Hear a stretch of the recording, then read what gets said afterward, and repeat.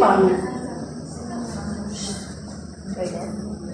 maging bantay ng mga tupa. Ngunit hindi sila ang talagang pastor dahil wala silang malasakit. Kung ang mga kapatid natin ay nararamdaman natin sila, may caring sa atin. Talagang sila ang talagang hulog ng Panginoon. Gaya ko halimbawa. Nagkakasakit ako. Alam niyo po ba pagaan ng pakiramdam, parang nagagamot ka dahil maraming nagre-reach out na kahit hindi ko friend sa Facebook. Kapatid, kumusta ka na? Kapatid, okay ka lang ba? Pinagdarasal kita. Marami sila po na nag-reach out na nagkukumusta. Ganun po ang mag-reach out at mag-care sa lahat ng mga kapatiran natin. Hindi yung i-ano mo sa public or kaya na-appreciate ko po kung sino man kayo. Alam niyo na po kung sino kayo na nagkikare, nagpaparamdam sa akin ng care. At mapunta tayo dito sa number 3 po. Sa letter R. Refreshment. Alam niyo po ba ang ibig sabihin?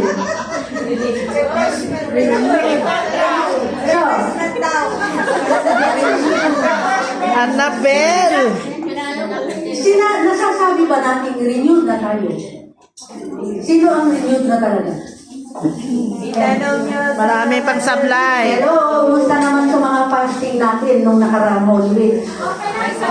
Renewed na po ba tayo talaga dahil nag-fasting tayo? Abstain lang, hindi fasting. Abstain. Ang hirap kasi talaga sumunod sa Panginoon. Mahirap talaga. So many temptations. Yun ang sinasabi ni Father Jojo na hindi natin magagawang maging banal o maging holy. Kundi nakikita ng Panginoon sa atin ang pagpupursige natin. Di po ba, halimbawa, nagkasala ka sa community? Gaya ko, di ba, nasuspende ako noon. Hindi ko inisip umalis sa community. Bakit? Saan ako pupunta doon? Kung aalis ako, di ba? You have to face it. If your face is your problem, face it. If your problem, Face your face. if you have a problem, Face it. face it. But if your face is your problem, forget it. Okay, pupunta tayo sa letter R, renewed. Ang sinabi ni Sister Lenny, ibig sabihin ng R, renewed. Alam niyo mga anak, lalo na sa mga bago, Sandali lang po. Maraming na may hawak na telepono. Itago niyo sa telepono niyo. Wala. ang renewed, ano po ba? Ano po ang ibig sabihin ng charismatic? Tayo ay charismatic, Source Charismatic Community. Ano po ang alam niyo kung ibig sabihin ng charismatic?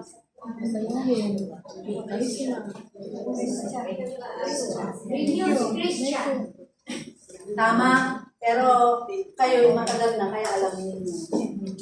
Renewed Christian po ang ibig sabihin ng charismatic. Renewed. Kasi na-renew tayo.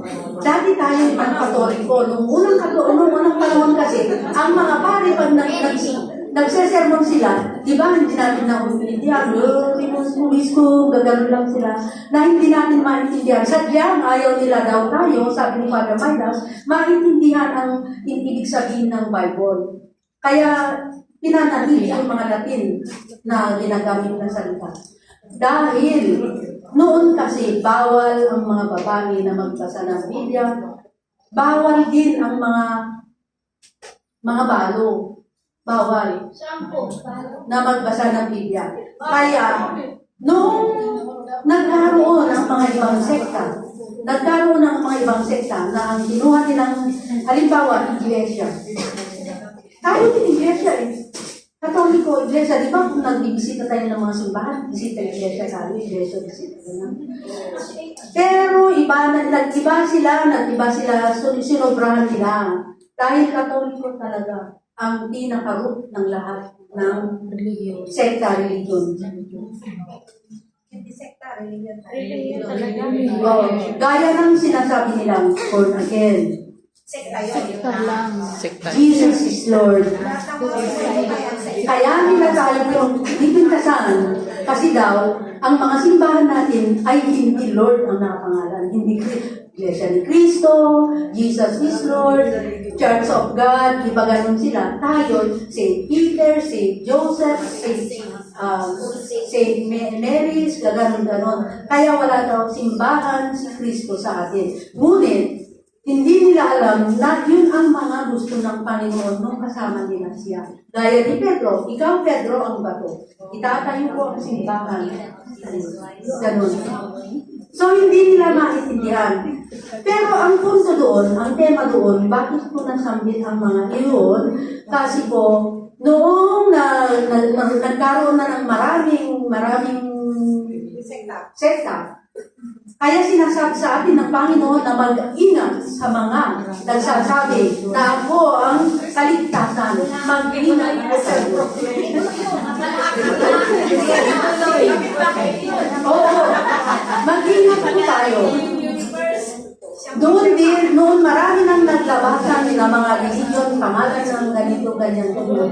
So, nakapag-isip din ang mga ibang Katoliko na ginawa nilang ang tawag nila sa atin ngayon ay charismatic.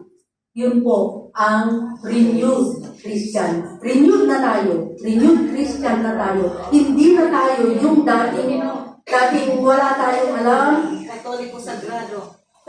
Sarado, Katoliko. Oo, wala tayong alam. Basta ang alam lang natin doon, basta bababa yung mga matatanda ng bahay doon, magkukuros. Habang bumababa, magkukuros lang.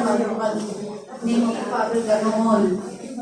So marami tayong hindi alam. Kaya mapalad tayo at naka-discover din ang Katoliko ng renewed Christians. We are the renewed Christians. The Sowers Charismatic Community. The Sowers Charismatic renewed Christian na tayo. Hindi na tayo yung dating Katoliko. At ang mahirap dito, hindi na tayo naiintindihan ng mga ninuno natin talagang Katoliko. Ang alam nila, nagpalit na rin tayo ng religion. Hindi po. Kasi ang ginagawa ng charismatic ay sumasayaw, kumakanta, na nagpupuri sa Panginoon. Yun ang hindi nila maintindihan. Pero balang araw, maiintindihan din nila yun. So, renewed na nga tayo. Renewed na tayo. Anong ibig sabihin ng renewed? Yung mga dating gawain natin, yung mga makamundong gawain natin, bawas-bawasan na. Dahil tayo ay mga pilgrimage lang dito sa lupa. Hindi tayo permanente nakatira dito, kundi tayo yung mga dayuhan. May uuwian tayo na yun ang buhay ng Diyos Ama at ang sinasabi na buhay na walang hanggan. Eternity. Ang mga sinasabi lang natin na magkikita na kami, magkikita na sila habang may umuwi, may namamatay na mga kamag-anak natin, mga kapatid natin, ay magkikita na sila sa tatay at nanay, masaya na sila. Pero mga kapatid, ang totoo niyan nakasaad sa Biblia. Pagdating natin sa langit, kung talagang nagawa natin, ang gawa ng kagustuhan ng Panginoon dito, ay hindi na tayo magkakilala dahil mga anghel na tayo. Hindi mo nakilala yung asawa mo, hindi mo nakilala yung kapatid mo.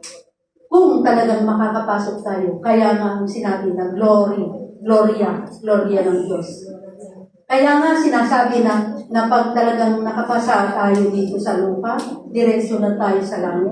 Ang sinasabi nila is, we are now at the grand reunion. Grand reunion po yun. Kung talagang nakapasa tayo. At hindi na tayo na-stranded sa purgatorio. Palad na tayo may purgatorio tayo.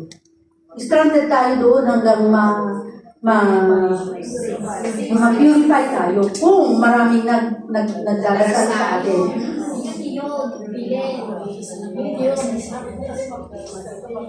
So, kung renewed na nga po tayo, ay pwede na tayo mag-evangelize.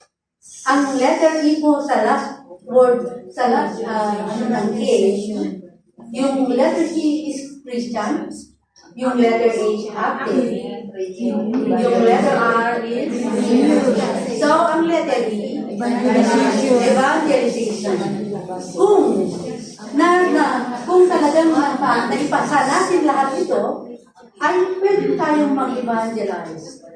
We are ready to evangelize na kahit hindi tayo magsalita, kahit hindi natin sila akitin ng mga pagkain o ano pa man, dahil ayaw ni Lord yun.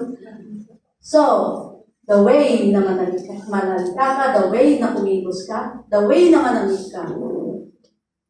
Meron at meron, kahit maraming galit sa'yo, meron at meron at meron humahanga sa iyong the way na kumilos gaya ni Sister Jomeli. Hindi nagpapakita ang kanyang bibig.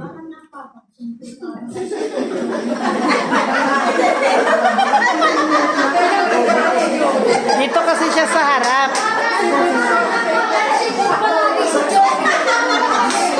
Maingay ka kasi ako, Joy. Nakuha na ba ninyo ang ibig sabihin ng care? Okay. So, napaka-attentive ninyo, napaka-active ninyo. Nawa, ipagpatuloy ang pagka-aktibo dahil po, ang gawain natin dito sa Sowers Charismatic dito sa Room 8, hindi lang ito, parang ano na lang tayo na palipasan ng oras, ganito ganyan. Ngunit ito po ay paghahanda natin kung talagang gusto natin sumunod sa Training Panginoon. ground. It is our Kaya training naman, sana naman naintindihan ninyong mabuti, lalo na sa mga CLSS pa. Sana may nakuha kayo dahil sa CLSS, ang meaning ng CLSS po ay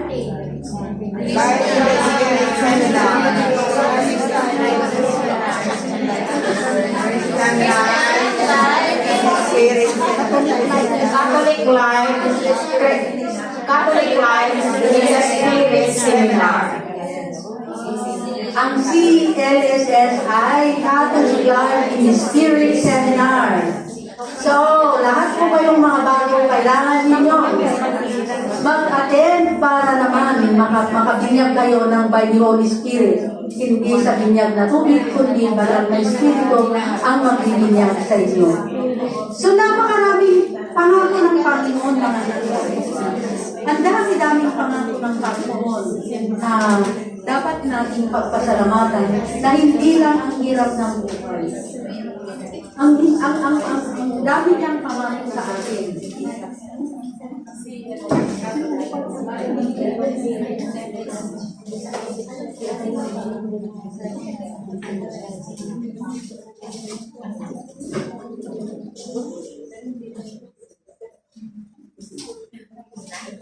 Maraming pangako ang Panginoon sa atin. Kaya, ang lagi nating isipin, kung tayo dumaranas ng pagsubok sa buhay. Kung halimbawa man nagkamali tayo, huwag natin isipin na tayo'y masama. Kundi, lahat ay may plano ang Diyos sa atin. Tinitingnan ng Diyos kung tayo nga ay tapat sa Kanya at hindi tayo tumatalikod sa Kanya. Hindi yun ang basihan para iwanan mo ang sowers. Hindi yun ang dahilan kung bakit ay hindi ka na manampalataya sa Panginoon. Maraming nakaraan po, maraming dahilan kung bakit ang Diyos binibigyan tayo ng mga pagsubok sa buhay. Maraming hamon sa buhay na ibinibigay ng Panginoon. Ngunit magiging matatag kayo, magiging matatag tayo. Ang tanging armas natin ay manalangin. Magbasa tayo ng Biblia. Kasi marami kang makukuha na ikagagaan ng loob mo sa Biblia. Kasi tingnan mo na nga lang, ang lahat ng mga lagad ni Kristo ay mga makasalanan, mga mahihina. Pero bakit nandili sila? Para, gaya ni Saulo, di ba? Si Saulo ay pinipersecute ng Panginoon. Siya ang nakikutsaga sa mga pari kasi noon nagkakutsaga ng mga masasama ang mga pari, sa totoo lang. Kinukutsaga ni Saulo ang mga pari na bigyan siya ng kapangyarihan na makapaghasik ng masama. Ngunit, mahal siya ni Lord at gusto ni Lord gamitin siya upang siya ay mabago at makita ng kapwa niya masasama. Maraming paraan ng Panginoon. Ang tanging nakikita lamang natin ay masama siya. Hindi po. Doon po binubuksan ng Panginoon ang bawat mata natin, ang bawat isip natin. Lalong-lalo na po ang tatag ng ating loob. Kaya huwag tayong mawalan ng pag-asa. Halimbawa, may mga kapamilya tayo na talagang ang akala mo yung wala na. Subukan mong mahalin. Dahil doon nagmumula ang malawak mong pagkaunawa, ang malawak mong mas matibay pang pagmamahal, at mas matibay pang pagtitiyaga at pananampalataya sa Panginoon. Huwag kang susuko. Pero ang lahat naman ay may exemption. Halimbawa, mahal na mahal natin ang ating mga asawa. Ngunit lumabag na sila sa mga talagang hindi na pwedeng acceptahin natin. Hindi na natin kayang.